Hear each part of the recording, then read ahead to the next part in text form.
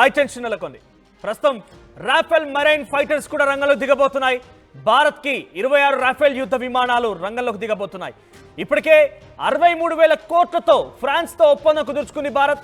26 Rafale ఎం విమానాల్లో 22 single seater జెట్లు ఉన్నాయి.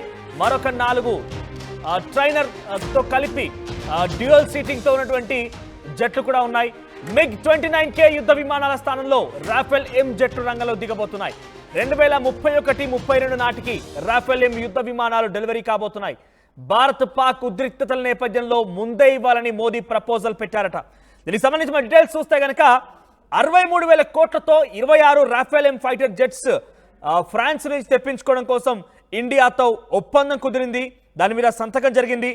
ప్రస్తుతం ఇవన్నీ కూడా ఐఎన్ఎస్ విక్రాంత్ అండ్ ఐఎన్ఎస్ విక్రమాదిత్యకి అడ్వాన్స్ జెట్స్ గా తెలుస్తోంది. Indians maritime power counting threats in Indian ocean, India ocean లో ఉన్నటువంటి అంటే కొన్ని ఉద్రిక్తతల నేపథ్యం వీటన్ని కూడా రంగంలోకి దించబోతున్నారన్నటువంటి ఆలోచనతో ఉన్నట్టుగా తెలుస్తోంది. Rafale M is widely considered among the most capable fighters. వీటిని మోస్ట్ క్యాపబుల్ ఫైటర్ జెట్స్ గా సంబోధిస్తున్నారు. సో ప్రస్తుతం ఫ్రెంచ్ నావీ వీటిని ఉపయోగిస్తోంది. కేవలం ఫ్రెంచ్ మాత్రమే, ప్రస్తుతం ఫ్రెంచ్ దేశంలో మాత్రమే ఈ జెట్స్ అందుబాటులో ఉన్నాయి. ఇప్పటివరకు ఈ యొక్క అగ్రిమెంట్ లో 22 single seater Rafale M jets ఉన్నాయి. 4 ట్విన్ సీటింగ్ రాఫెల్ జెట్స్ అందుబాటులో ఉన్నాయి. ఇవన్నీ కూడా పూర్తిగా 2031 కల్లా పూర్తయిపోయి భారత్లోకి రంగంలోకి రాబోతున్నట్టుగా అగ్రిమెంట్ కుదిరింది. కానీ ముందస్తుగానే ఇవ్వాలన్నట్టుగా మోదీ నుంచి ప్రపోజల్ కూడా వెళ్ళిందట. అయితే రాఫెల్ ఎం జెట్స్ అనేవి ఐఎన్ఎస్ విక్రాంత్, ఐఎన్ఎస్ విక్రమాదిత్య సంబంధించినటువంటి MiG-29K ఫ్లీట్ ని రీప్లేస్ చేయబోతున్నాయి. సో ఫ్రెంచ్ డిఫెన్స్ మినిస్టర్ ఈ విషయంలో చాలా క్లియర్ గా ఇండియాతో ఒప్పందం కుదిరిన నేపథ్యం డైరెక్ట్ గానే పాల్గొనకపోయినప్పటికీ ఫ్రెంచ్ డిఫెన్స్ సెక్రటరీతో ఇండియా ఒప్పందం కుదుర్చుకుంది. సో ఈ నేపథ్యంలో 22 సింగిల్ సీటర్, 4 డ్యూయల్ సీటర్ సంబంధించి రాఫెల్ ఎం జెట్స్ రాబోతున్నాయి. ఇప్పటివరకు ఇండియా 36 రాఫెల్ ఫైటర్స్ తో సిద్ధంగా ఉన్నాయి. వీటితో కలిపి ఇక్కడ 26తో కలిపి మొత్తం 62 రాఫెల్ ఫైటర్స్ భారత్ దగ్గర అందుబాటులో ఉండే అవకాశం ఉంది. సో ప్రస్తుతం ఏప్రిల్ 9న జరిగినటువంటి ఒక క్యాబినెట్ కమిటీ మీటింగ్ లో ఈ యొక్క విషయం పైన మోదీ చర్చించినట్టు తెలుస్తోంది. మెరైన్ ఫైటర్స్ ని ఫ్రాన్స్ నుంచి తెప్పించుకోవాల్సిందిగా ఆయన చర్చించినట్టు తెలుస్తోంది. ఈ నేపథ్యంలోనే ఫ్రెంచ్ తో ఒప్పందం కుదిరింది.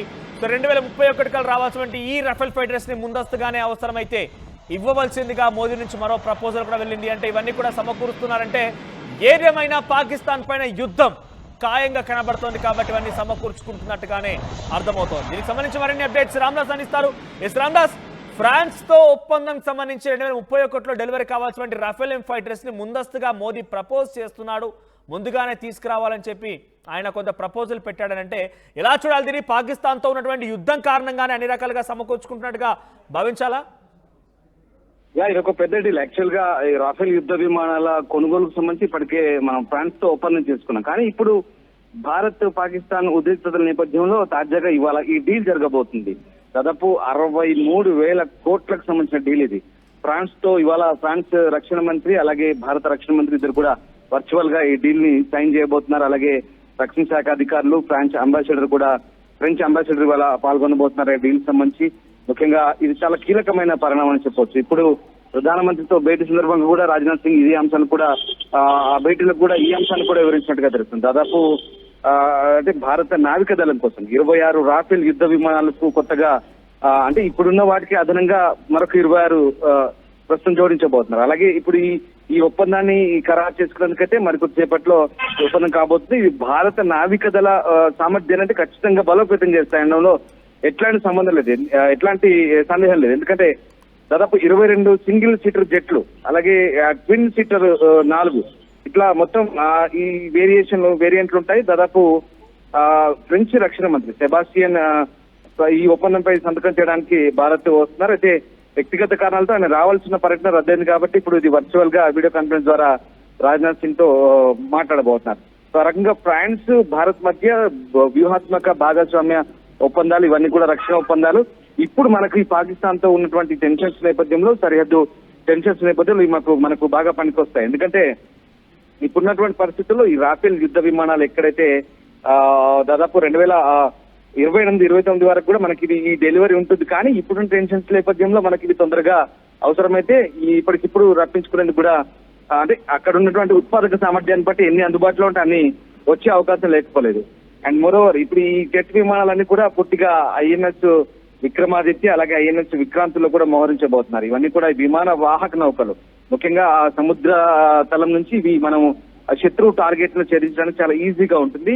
సో ఈ ఒప్పందం అయితే విమానాల నిర్వహణ, తర్వాత లాజిస్టిక్, సిబ్బంది శిక్షణ ఇవన్నీ కూడా ఈ మొత్తం ఈ రెండు విభాగాలకు సంబంధించి కూడా ఈ ఒప్పందం సంబంధించిన సమగ్ర ప్యాకేజ్ ఒకటైతే ఉంటుంది. సో వైమానిక దళం ఇప్పటికే రాఫెల్ జెట్ విమానాల సముదాయాన్ని మనం ఇప్పటికే మెయింటైన్ చేస్తున్నాం. రాఫెల్ ని ఎట్లా నిర్వహించాలి, వాటి ఆ ప్యాకేజ్, కంప్లీట్ ప్యాకేజ్, శిక్షణ ఏంటి, సిబ్బంది శిక్షణ, తర్వాత ఈ అప్సెట్ రెస్పాన్సిబిలిటీ ఏంటి, ఇవన్నీ కూడా మనకు తెలుసు. సో అదనంగా ఇప్పుడు ఇచ్చే ఈ యాంటీ క్షిపణి ఫైరింగ్ డ్రిల్ అయితే మనం విజయవంతంగా నిర్వహించాం. అట్లాగే పహల్గామ్ దాడికి ప్రతిస్పందనగా ఇప్పుడు అరేబియా సముద్రంలో మనం ఐఎన్ఎస్ సూరత్ నుంచి మీడియం రేంజ్ ఉపరితలం నుంచి గగనతలానికి క్షిపణి పరీక్షలు కూడా నిర్వహించిన ఈ సందర్భంలో మరి ఇప్పుడు ఇవన్నీ కూడా మనకు నిజంగా చాలా కీలకమని చెప్పాలి. ఇప్పుడు వచ్చే కొత్తగా చేరే రాఫెల్ యుద్ధ విమానాలు కూడా మనకు రక్షణ వ్యవస్థ సంబంధించి చాలా పటిష్టత చేకూర్చబోతున్నాయి. ఈ కొనుగోలు సంబంధించి అమెరికా చెందిన సూపర్ హార్నెట్ జెట్లు, ఫ్రాన్స్ చెందిన రాఫెల్ ఎం జెట్ల మధ్య తీవ్ర పోటైతుంది. కానీ భారత్ వాయుసేన ఇప్పటికీ రాఫెల్ ను మనం ఫస్ట్ ప్రయారిటీగా ఉంచుకున్నాం. సో ఆ రకంగా ప్రస్తుతం అనేవి భారత నౌకాదళం రాఫెల్ ఎం ను ఎంపిక చేసుకున్న పరిస్థితి. సో ఈ రకంగా మనకు రక్షణ వ్యవస్థలు అయితే మనకు చాలా కోఆర్డినేట్ చేస్తుంది. ఇప్పుడున్న ఉద్రిక్త పరిస్థితుల్లో మనకి చాలా ఇంపార్టెంట్ కూడా, చాలా అవసరం కూడా. సో ఆ రకంగా 2019 బాలాకోట్ దాడుల తర్వాత ఇప్పుడు వాయుసేన అయితే మనం సామర్థ్యాన్ని పెంచుకున్నాం. 36 రాఫెల్ యుద్ధ విమానాలను అప్పుడైతే అత్యవసరంగా కొనుగోలు చేశాం. ప్రస్తుతం ఈ విమానాలు పాకిస్తాన్, చైనా సరిహద్దులో మనం కీలక వాయు స్థావరాలు అయితే మోహరించున్నాయి.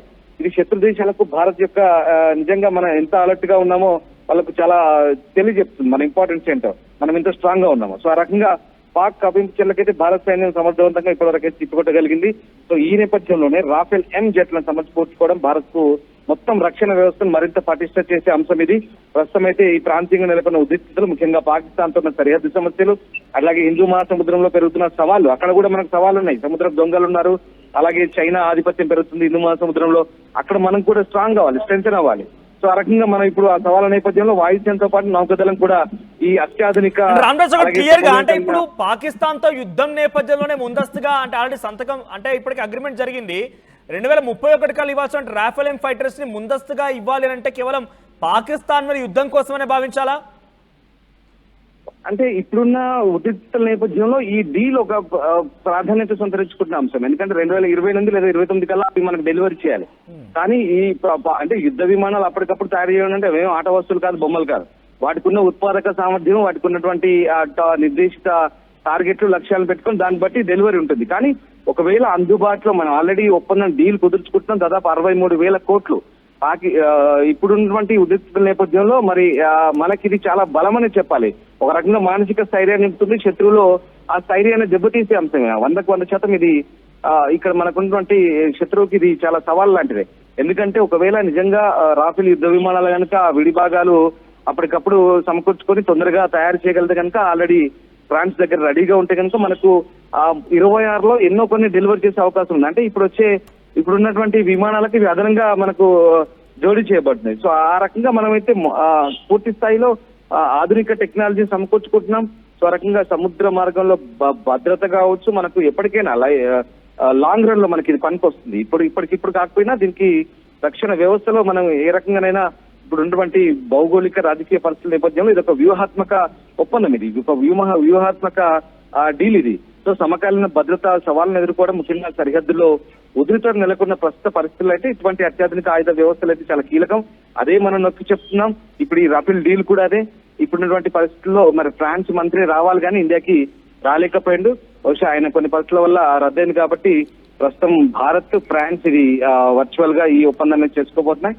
ఈ ఒప్పందంలో భాగంగా ఇవాళ సౌత్ బ్లాక్ లో, ముఖ్యంగా రక్షణ శాఖ కార్యాలయం ఉన్నటువంటి సౌత్ బ్లాక్ లో ఈ ఒప్పందం అయితే జరగబోతుంది.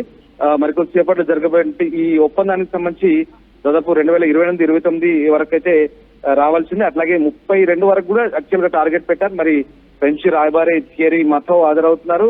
అలాగే మన డిఫెన్స్ సెక్రటరీ రాజేష్ కుమార్ సింగ్, తర్వాత ఇంకా ఇతర ఉన్నతాధికారులంతా కూడా దీనికి ఇప్పటికే హాజరు కాబోతున్నారు. సో ప్రధాన నేతృత్వంలోని భద్రతా వ్యవహారాల కేబినెట్ కమిటీ ఇప్పటికే దీనికి ఓకే చెప్పింది, గ్రీన్ సిగ్నల్ ఇచ్చింది. సో ఇవాళ జరగబోయే డీల్ అయితే శత్రు మానసిక స్థైర్యాన్ని 100% దెబ్బతీసే డీల్ ఇది.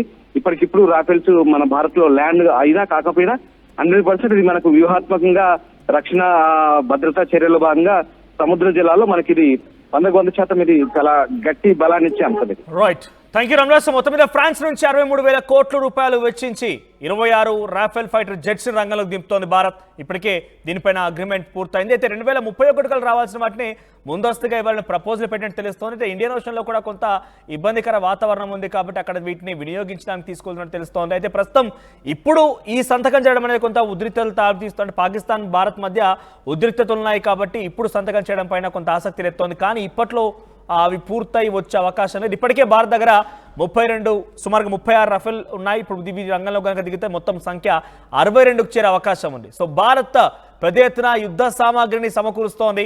రేపటి రోజున ఎటువంటి ఉద్రిక్త పరిస్థితులు చోటు చేసుకున్నా కూడా అన్ని రకాలైనటువంటి సంసిద్ధతతో భారత్ ముందుకెళ్తోంది. సో ఫ్రాన్స్ నుంచి 26 రాఫెల్ ఫైటర్స్ రంగంలో దిగబోతున్నాయి. దాంట్లో 22 సింగిల్ సీటర్ రాఫెల్ జెట్స్ ఉండబోతున్నాయి. మరొక 4 డబుల్ డ్యూయల్ సీటింగ్ తో ఉండబోతున్నాయి. సో ఏదేమైనా 26 రంగంలోకి దిగే అవకాశం ఉంది. గతంలో 36, మొత్తం మీద 62 సంఖ్య భారత్ కి పెరిగే అవకాశం ఉంది. చూద్దాం మరి ఏం జరుగుతుందో. ఇప్పుడు పాకిస్తాన్ ఉద్రిక్తుల నేపథ్యంలో ఇవటిపైన సంతకాలు జరగడం, ముందుగా ఇవ్వాలని చెప్పి మోదీ ప్రపోజ్ చేయడం, ఇవన్నీ కూడా పాకిస్తాన్తో యుద్ధానికి సంకేతాలు ఇస్తున్నాయి. మరి యుద్ధం జరిగితే పాకిస్తాన్ని ఖండాలుగా భారత్ ఖండించడం ఖాయంగా కనబడుతోంది. Enriching the learning experience with the leaders and resources of the world. KLH Global Business School.